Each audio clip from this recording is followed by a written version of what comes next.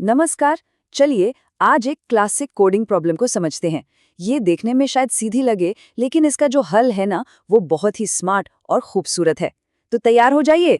तो ये देखिए, हमारे सामने एक सॉर्टेड एरे है। मतलब नंबर तो सब लाइन से लगे हैं, लेकिन इसमें एक गड़बड़ है। इसमें बहुत सारे डुप्लीकेट्स हैं जो इसे थोड़ा मेसी बना रहे हैं।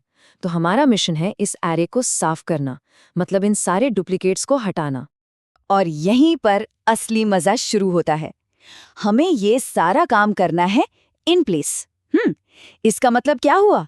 इसका मतलब ये है कि कोई नया एरे बनाने की इजाजत नहीं है। जो भी करना है इसी एरे के अंदर करना है।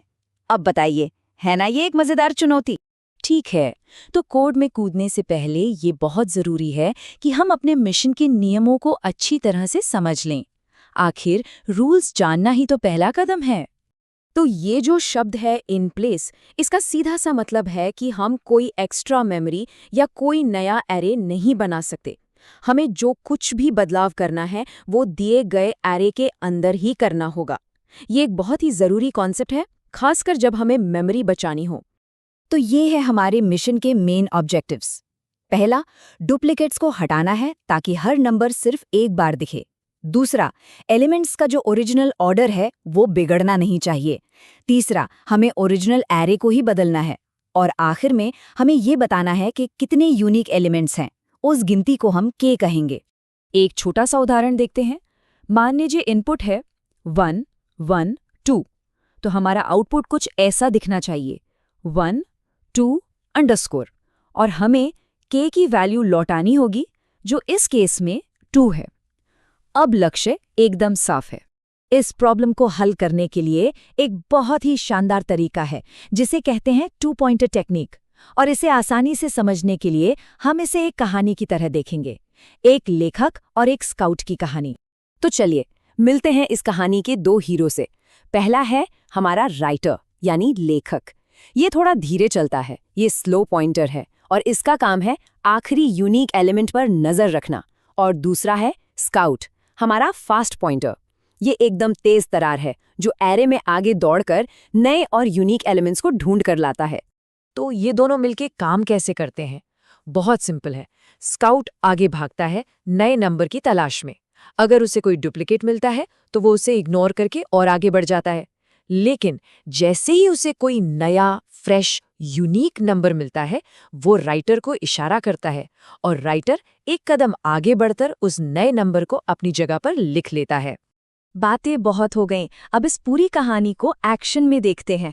एक असली उदाहरण के साथ स्टेप बाय स्टेप चलेंगे ताकि सब कुछ एकदम क्रिस्टल क्लियर हो जाए। चलिए शुरुआत करते हैं।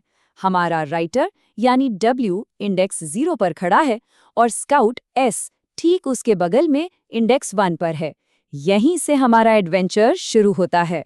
स्काउट ने देखा कि उसके पास भी 0 है और राइटर के पास भी 0 है। अरे, ये तो डुप्लीकेट है। तो स्काउट क्या करेगा? वो बस आगे बढ़ जाएगा, कुछ भी लिखे बिना। राइटर अपनी जगह पर ही रहेगा। आहा, अब देखिए, स्काउट को 1 मिला जो राइटर के 0 से बिल्कुल अलग है।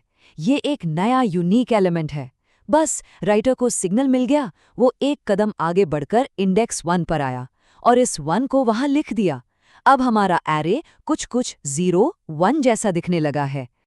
और अब देखिए स्काउट की स्पीड, वो सारे डुप्लीकेट वंस को फटाफट पार करते हुए सीधा इंडेक्स 5 पर जा पहुंचता है। यही इस तरीके की खूबसूरती है, ये डुप्लीकेट पर टाइम वेस्ट नहीं करता। स्काउट को एक नया खजाना मिला है, नंबर 2। वो फिर से राइटर को बताता है। राइटर एक कदम और आगे बढ़ता है इंडेक्स 2 पर और वहां 2 लिख देता है। बहुत बढ़िया। और ये पैटर्न अब चलता रहेगा। स्काउट आगे डुप्लीकेट 2 को छोड़ेगा, फिर उसे 3 मिलेगा। वो राइटर को बताएगा और राइटर उसे इंडेक्स 3 पर लिख देगा। देख रहे हैं कैसे हमारा एरे धीरे धीरे साफ हो रहा है?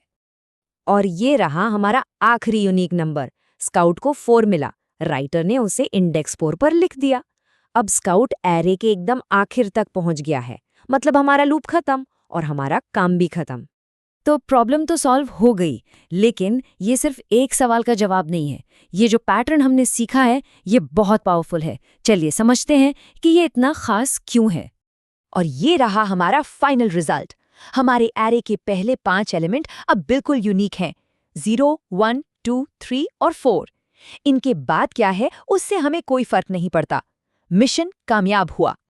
और हमारा फंक्शन क्या लौटाएगा? वो लौटाएगा 5। अब सवाल ये है कि 5 क्यों? क्योंकि हमारे राइटर का आखिरी इंडेक्स 4 था और यूनिक एलिमेंट्स की कुल संख्या हमेशा उसके इंडेक्स से एक ज्यादा यानी f+1 होती है। इस पूरे तरीके की सबसे बड़ी ताकत इसकी एफिशिएंसी है।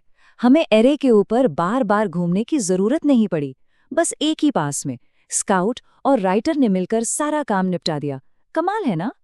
तो अब सोचने की बात यह है कि अगर ये 2 पॉइंटर की जोड़ी इतनी कमाल की है, तो एरे से जुड़ी और कौन-कौन सी मुश्किल समस्याओं को ये चुटकियों में हल कर सकती है? ये एक ऐसा पैटर्न है जो कोडिंग में कई नए दरवाजे खोल सकता है।